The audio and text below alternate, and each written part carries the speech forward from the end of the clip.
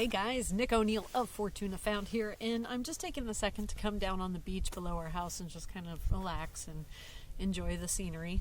I wanted to have a chat with you guys about something that's been on my mind for a little bit, and I'll include a whole bunch of important information in the description below, like links to a blog, links to a discussion I've had, blah, blah, blah, blah, blah, all of that. So, and please, just a few little things, please hit the subscribe button and also leave your comments, questions, concerns, all of that below in the comments, and I'll try and respond to them. Let me know if you agree with me or if you disagree. Would love to help seed the conversation on this. I think the more that we have a conversation about this, the closer we all will get to finding a solution or coming up with new ideas. And that's ultimately what I'm aiming for is new ideas.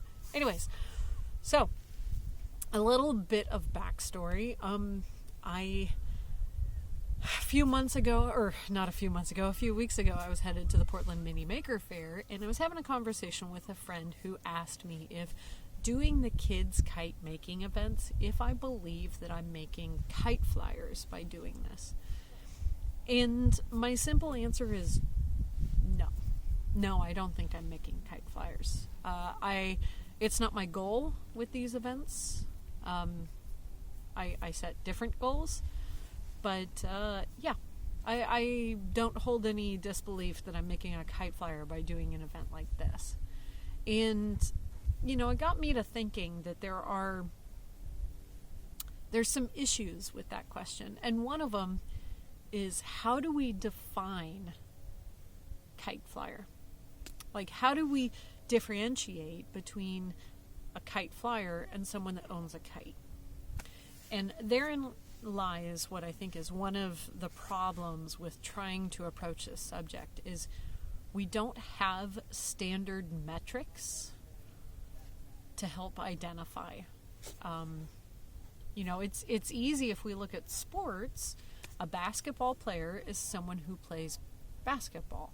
Now, we can say professional basketball player is someone who plays for the NBA or the WNBA, but, Joe Schmo that plays basketball, we're not going to tell a high school senior that they're not a basketball player because they don't play professionally.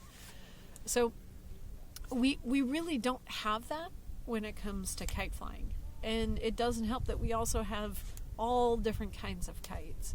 And so the equipment is different, the usage is different, and John Q. Public over here that has purchased a kite and goes out 2-3 times a year and flies it and has a wonderful time. Is he a kite flyer? Is that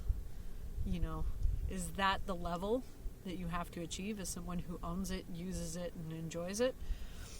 Or is the level over here with someone like John Baresi of, Kite Forge, who lives, breathes, and dies by kite flying? It is not only his passion, his hobby, but it is also his profession. So, is it John Baresi or is it John Q. Public? Is it everyone in between? Personally, and please, by all means, let me know if you think I'm right or wrong here. Personally, I qualify a kite flyer as someone who enjoys their hobby enough, kite flying enough, that they want to share it and they're passionate enough about it to share it with other people. And that is the hurdle to overcome. That separates the person who just simply goes out and purchases a kite and has a kite and maybe flies it on their beach vacation, with the family, and it stays in the RV the rest of the year, to what we might call a kite flyer. Is the desire to share that passion and that hobby, even if it's once a year, twice a year. That's there's still a desire to share that. So with that, now we've identified what a kite flyer is. How do we make kite flyers? And I go back to an analogy that I like to use in this whole conversation, and it's that I don't expect I'm making kite flyers, just like I don't expect if I were to hand someone a book that they would become an author. It's just not realistic. Now, on the flip side, though, it's very unlikely that someone that's an author hasn't read a book. There is pretty much a definable path as people learn how to write, they learn how to read, they get more engaged, and they become an author. And I think right there, that is what's important. It's not just the initial exposure, but the multiple exposures from different areas that help to create and foster a real love for something. So the more exposed someone gets to kite flying, and not just the same style, but like different ways, so different stories, hey, single line kite flying might not be your thing, but it's a different way, and it's piecing together, And in the end, it can help foster and create that passion and kind of elevate someone into that kite flyer designation. So the second part that I see that's critical in taking someone from this initial exposure, or this initial enjoyment, and stepping them up, is a sense of community. And I sometimes call it a soft place to land. It's when you start becoming really enthusiastic about something, it's finding that community somewhere that's a soft place to land, that you can go geek out over the thing that you love, right?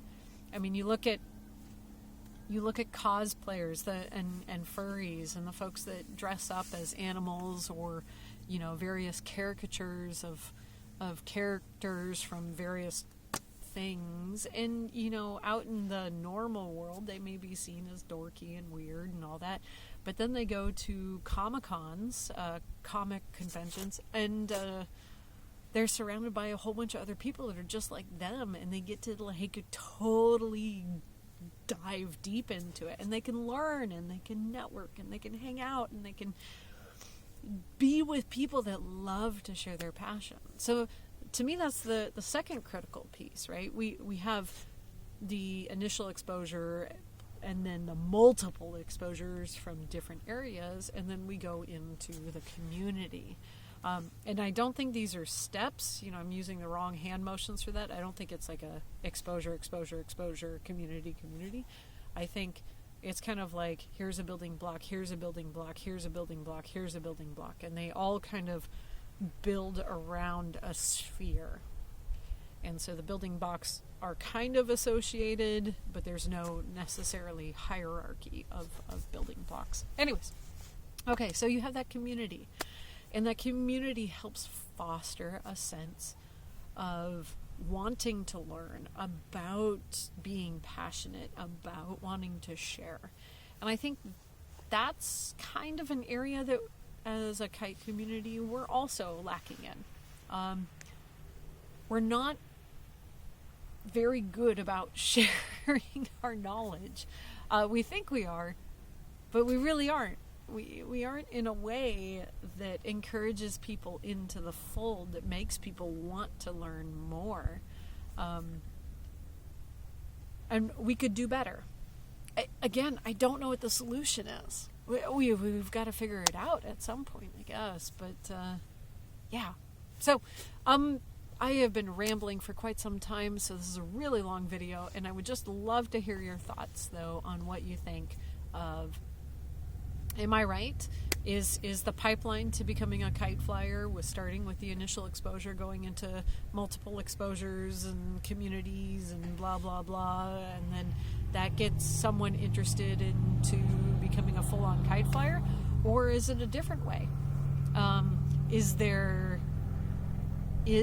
metrics that we can use to identify kite flyers? Don't know. Would love to know. So yeah. Drop your comments below or hit me up. You can find me on Facebook at Fortuna Found.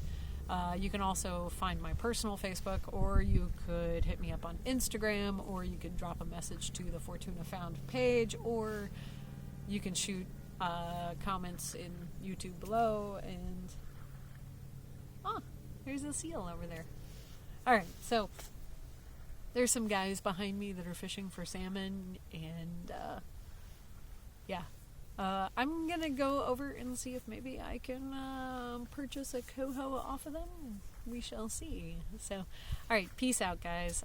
Thank you for hanging out with me and having this chat, and or at least listening to me chat. Please, please, please, please drop your comments below, or make your own video in response to this one. That would be super bueno. I would love that because that's more exposure. All right, peace out, guys. Bye.